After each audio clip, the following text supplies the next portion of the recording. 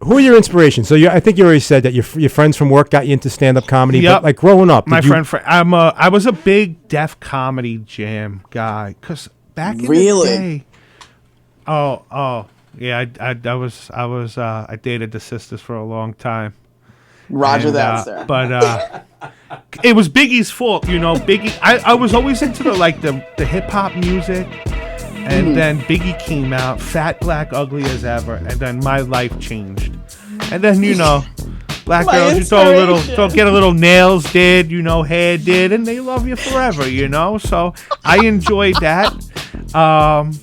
But like Paul Mooney was like my favorite. Nice. His little Timmy story with the chocolate cake. Yeah. I watched him do that live in Harlem, and 4 white people came in late. And, you could tell they were hootie-tootie white people. And they had no idea he was talking about them. And he goes, look at these motherfuckers always saying we're late. He goes, we'll get rid of them. And he goes into that joke and murdered. And literally, they got up and left. I was the only white guy in the crowd. And he killed. I watched him for 2 hours. Just my cheeks hurt from laughing so hard. And I was just like, wow, that is just sick. That is 2 hours, man. That's pretty sick. And yeah, I always wanted to tell my story. And then when I started doing comedy, they told me, don't talk about being fat. Right. And I'm like, nah, that's my whole shit. Right. That's your shirt. Yeah. That's my whole thing. I'm all I want to do comedy like Biggie talked about it. Right. Right. Yeah, I got you. Yeah. Because my girlfriend's hot. Nobody believes in you. How did I get right. so lucky? She's a fucking nutbag type shit, know? But, and that's what it is. I wanted to tell my story. Right. And as you should. Yeah. I'm just enjoying it. And now, I'm not going to be mean or personal, but were you heavy growing up as a kid? Yeah, I was fat all the time. Like kindergarten, first grade, second grade, all that? Yeah, I'll pull out. I was wondering. So you had to deal with stuff like that your whole life. I've been fat my whole life. The fat. I don't consider, I don't really, do you? I'm just, can you see in here, Stacey, can you see? I'm being honest. I don't consider him to be really fat, though. I'm not He's like, yo, you got to get. I'm not breaking the chair. I can I'm being break honest. some chairs. I'm being honest. I know some fat people. That's me fat when I was a little kid. That's a cute kid, man. But I was husky. We shopped in the husky section. He's rocking it. Like Hurricane Glory, you didn't have any problems, right? No. Okay. No. I was in the neighbor's bushes. Happened. I guess 10 here. Okay, yeah. I had the titties. Right. Oh, man. Did they get made fun of and stuff like that? Always. Okay. Yeah, we were the fat guys. The fat people were made fun of. This is a baby picture. So I was a little chubby kid, but not bad. No. So turn into this. Here we are.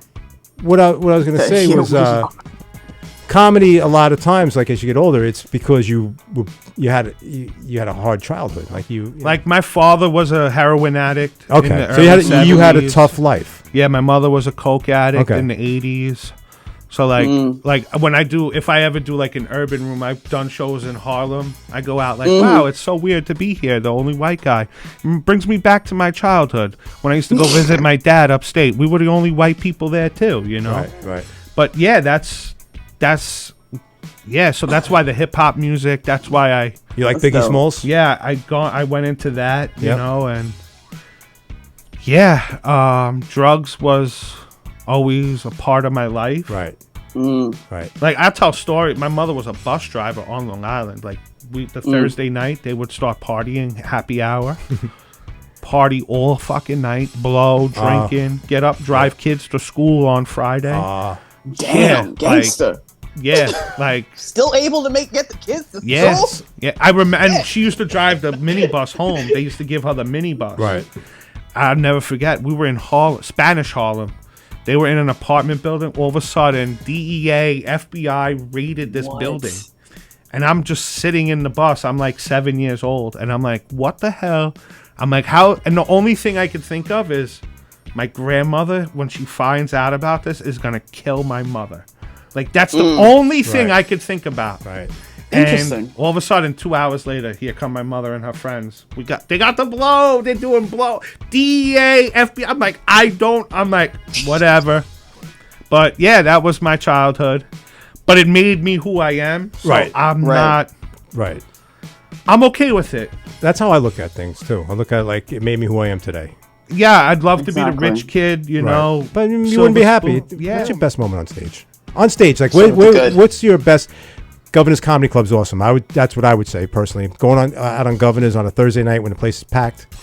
real. What's your Yeah, one of those nights.